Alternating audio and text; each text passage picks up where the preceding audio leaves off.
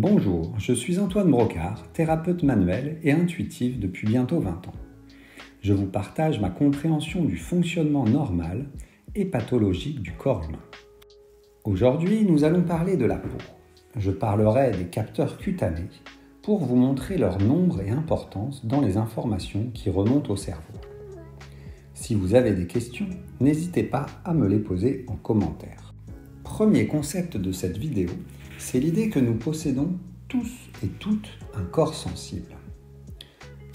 Je le divise en deux, la sensibilité corporelle ou tactile, liée au sens du toucher, et la sensibilité extracorporelle, cette capacité à sentir et ressentir autour de soi sans contact physique. Je pense que c'est une réaction d'adaptation du corps et du cerveau après un ou plusieurs traumas pour augmenter la vigilance. En effet, le corps s'est déjà fait avoir avec un traumatisme, donc il doit redoubler de vigilance si jamais le trauma se reproduit. Il est assez rare de revivre un trauma identique. Pourtant, la vigilance reste.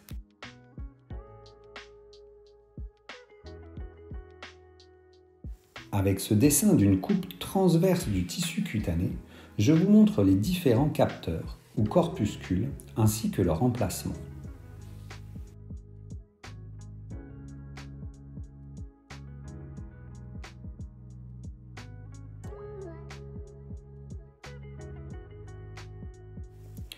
Il y a donc trois familles de capteurs cutanés.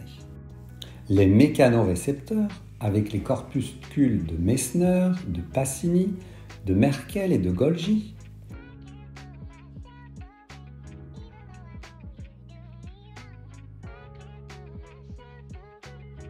Les thermorécepteurs, avec les corpuscules de Ruffini et de Krauss. Et enfin, les nocicepteurs, terminaisons nerveuses libres à fleur de peau qui informent sur la douleur. On peut donc voir qu'il y a plein de capteurs de différentes sortes pour apporter des informations de qualité au cerveau afin que celui-ci prenne les bonnes décisions. Allons voir ce qu'on appelle l'homonculus sensitif.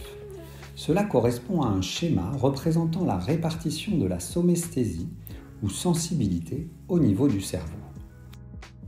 Il se situe dans la partie postérieure du sillon central, sillon qui délimite le lobe frontal à l'avant, du lobe pariétal à l'arrière. Je vous ai dessiné les circonvolutions du cortex cérébral et chaque circonvolution est en lien avec une partie plus ou moins grande de la sensibilité du corps. On décrit habituellement les zones les plus sensibles, c'est-à-dire qui ont le plus de capteurs au millimètre carré. On a donc la langue et les lèvres, les mains et les doigts, les pieds, les organes génitaux, le visage, puis le reste du corps. Je pense qu'il est intéressant de croiser les informations de cette vidéo avec celles de la vidéo précédente concernant les fascias. En effet, les fascias sont les enveloppes qui entourent tous les tissus du corps. Je les ai divisés en deux catégories. Les fascias organisés comme les méninges, péritoines ou autres aponevroses, et les fascias non organisés qui s'enfoncent dans la profondeur des tissus, ici le tissu cutané, avec un enchevêtrement de fibres de collagène et de réticuline. Donc, en cas de blessure de la peau, ces fibres vont perdre de leur élasticité, ce qui donnera moins d'informations ou bien une information de mauvaise qualité de la part des capteurs. Cette information remontera vers le cerveau et cela aura donc une influence sur les actions que celui-ci effectuera. J'aimerais maintenant vous expliquer la notion d'épine irritative. Ce terme est utilisé en neurologie chez les patients hémiplégiques et également para- et tétraplégiques. Donc c'est la stimulation douloureuse d'une zone lésée qui va émettre son signal vers le cerveau, mais cette information restera à bas bruit, car le patient n'en aura pas conscience et n'agira pas en conséquence.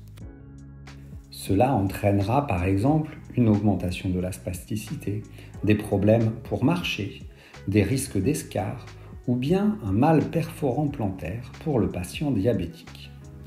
C'est par exemple le pli dans la chaussette ou bien le caillou dans la chaussure qui entraînera une chute lors de la marche ou bien un début d'escarre. J'amène une extrapolation de cette notion en questionnant « et si on avait tous des épines irritatives ?» Voyons ce cocktail explosif.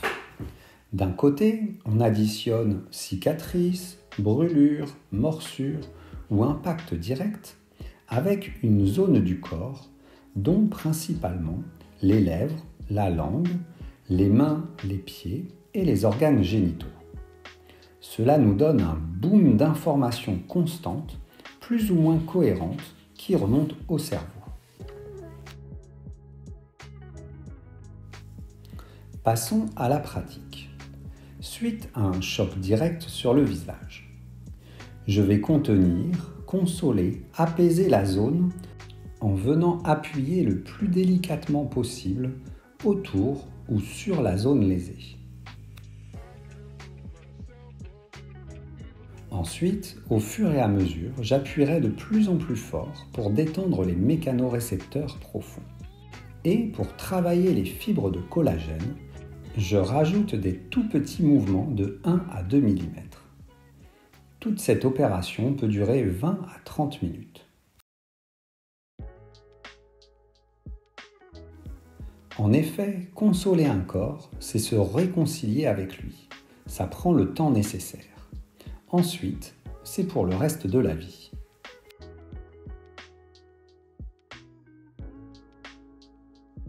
Parfois, même le contact le plus léger est douloureux.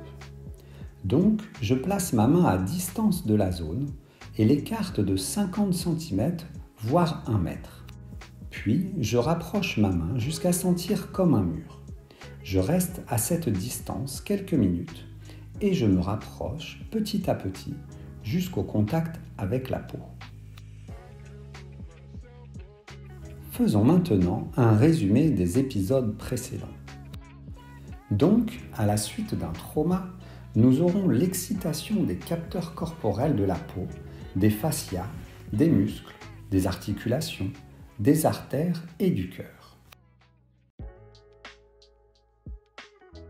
Ces informations remonteront au cerveau où elles agiront comme des grésillements, voire des cris. Le cerveau sera surexcité de manière passagère ou bien constante. Il devra donc trouver comme solution l'adaptation, le célèbre faire avec. Malheureusement, avec le temps, symptômes, maladies, addictions ou autres schémas répétitifs s'installeront. Une autre solution trouvée par le cerveau sera de rajouter une nouvelle couche traumatique et on s'enfermera dans le cercle infernal.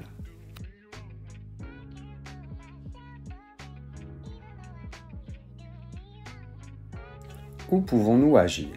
Je propose d'agir sur les tissus corporels, de les détendre en douceur. Ainsi, les vagues d'influx nerveux diminueront en fréquence et en intensité. Le cerveau sera moins stressé, moins sollicité. C'est donc les outils que j'utilise sur mes patients pour les aider à sortir de leur schéma douloureux.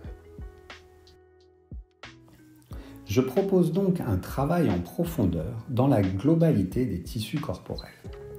En fonction de certains facteurs comme l'âge et le nombre de traumas importants, ce travail peut être long et lent, mais il sera définitif vers un renouveau. Merci de votre suivi. Likez, ajoutez un commentaire, c'est toujours agréable.